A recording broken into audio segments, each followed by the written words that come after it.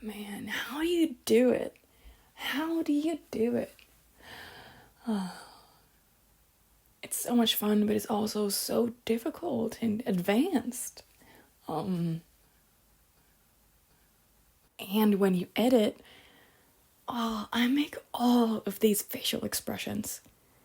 Man, I'm realizing why am I like, when I edit in reverse comfort, when I'm crying, I almost start crying myself.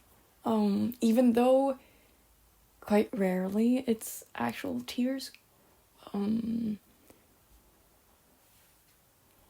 I think maybe once there are actual tears, and I haven't posted that because it wasn't just the right thing to post. But what am I even saying? Okay, when I edit something when I'm crying, oh my god, I look so bothered, and I realize that I have this crease between my eyebrows and just this, I'm breathing very heavily.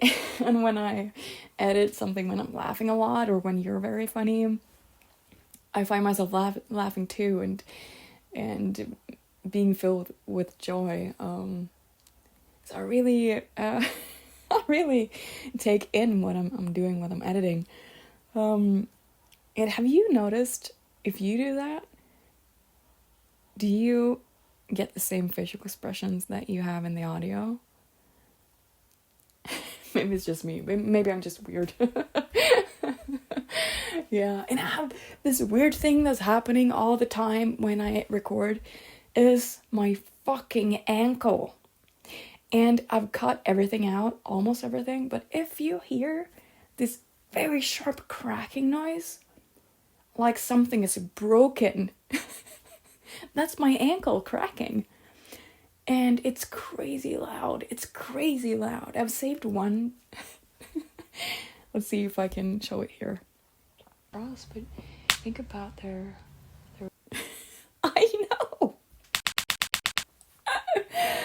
It's wild. It's wild. And that keeps happening in the absolute wrong moments, because it's like when I try to be calm and sensitive, and then my ankle, I move a little and my ankle's like I'm like, oh no. In the middle of a sentence even. Or it can sound like spanking a little bit. Sometimes too. Now look at that. That's a little smile. I'm like, oh my god, this is not appropriate. So some audios I've had to re-record because of my ankle. On a side note, sneaking up on someone, I just can't do that. Even though I can be very, very, very quiet, walking around, like all of a sudden, it's like a gunshot. People like, what's that? I'm like, okay, hi. So that's quite annoying. Yeah. There's also this, since I've listened to a lot of audios of yours, I have learned a little bit how you talk and how you respond to things, which makes it a lot easier for me than it is for you to imagine what you would answer. But when I really honestly try to do that, I realize when I listen to the audio, the space for you to actually answer is minuscule. And I was like, I actually wrote down what I thought you would answer just to try it. But I realized that our brains are handling those words so fast. And even if we actually really dedicate ourselves to like, okay, now he breathes, now he says something and he sighs, and then he looks at you, and then he does his hand gestures, and then I can answer again. Even though I think that I see that in real time, it flows by so fast. And I get so amazed by our brains, like how it's so cool that they can process that so quickly. But it's also quite frustrating because I like playing around with role play. Like what if you actually responded in the way that I thought you would? That would make an audio mean a little bit more. It would even be weird, actually. But it would be kind of cool if that happened. I know that I fail a lot, and I would like to hear your view of that, because I have a feeling that you, most of the time, you imagine that the listener is listening to what you're saying and doing in the audio, and that their brain is processing what they're saying, or just putting an emotion instead of words in that space where they're allowed to answer, so that you take that into account, because your pauses are short, but that makes it flow by, and that takes some responsibility off of the listener, so that they can just be with you and be with you are creating the atmosphere, and they don't have to participate if they don't want to, more than just slightly in their mind. I would love to hear your thoughts on that.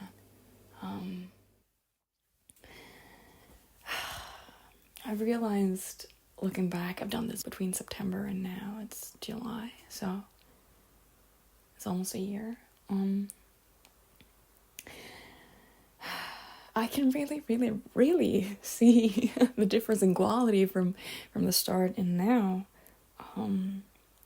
Recording something now, I could just record one take and then edit a few, grammatic faults, and then I'm quite satisfied.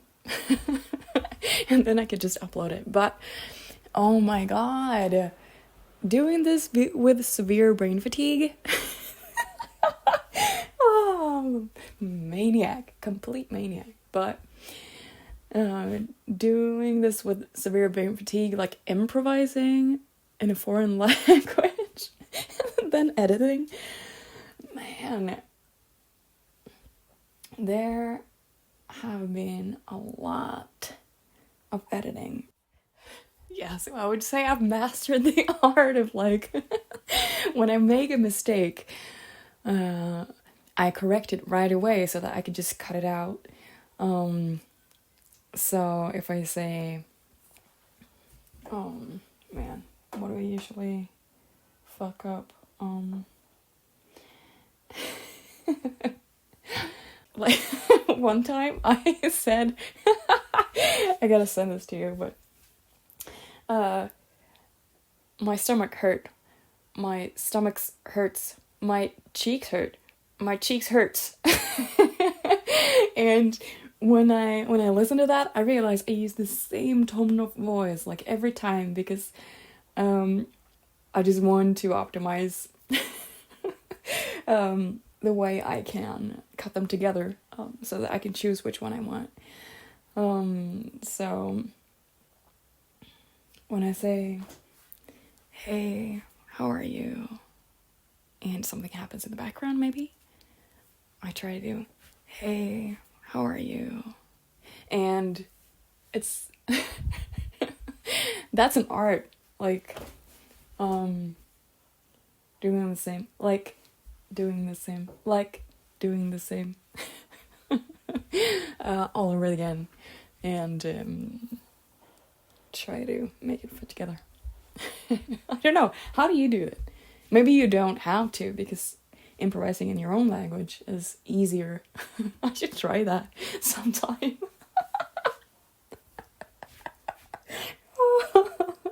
Maybe. But I'm curious about how you do it, how you go about it.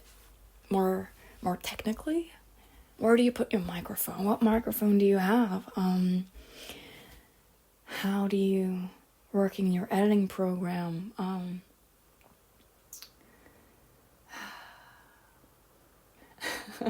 I love playing around with having my phone, because I only use my phone. I don't have a microphone. Wait, I have a microphone. I do, but I haven't had the the capability or the energy to make it that big of an operation. When I worked with the studio in songwriting and singing, every time we made demos, we used my recording from my phone, and the producer said that, iPhones are great. Yeah, they're underrated. So I really took hold of that and continued with that. I would also love to know at what times during the day that you record. Usually almost every night audio is actually recorded at night. You can hear that in my voice as well. That I am so tired and my voice is like this because yeah, my throat has had enough. And also morning, I just put record on my phone, and I am honestly authentically sleepy. Also making breakfast. I am actually making breakfast. I don't know. Maybe it's because this is not my work. I do it purely for fun and purely for the sake of giving back to you. So I don't have the pressure to be effective in that work. Maybe that's one part of it, and also that I just use my phone. It's easier to just do it in my everyday life. But during insomnia, I mean, there are no better things than recording insomnia audios, because in the insomnia audios, Tanya usually helps you sleep, which gets me so sleepy making it and editing it. So whenever I can't sleep, I try to edit one of the insomnia audios or very sleepy audios. And eventually I'm so tired by listening to myself being tired that I can sleep. So I'm really curious about if you're doing that, or what you actually do when you're awake.